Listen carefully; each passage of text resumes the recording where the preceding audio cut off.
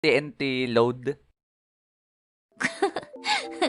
Kau bilang kau tuh paling wanita dua wae. Bikin salah tingkah saja kau pemanis. Kau bikin Sani salty, salah tingkah di kau sayang.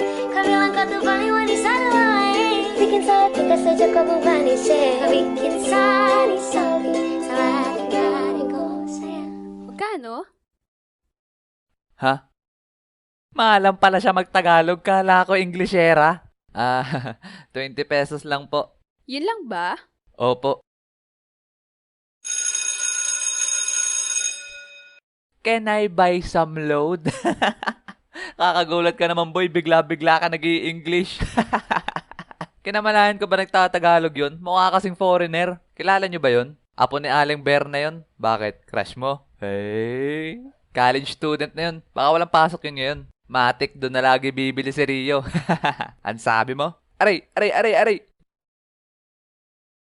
Nakapaglaro na din ba kayo ng truth or dare? Yung tipong wala kayong teacher, sabay boring na kayo. At dahil sa wala kayong magawa, ay naglaro na lang kayo.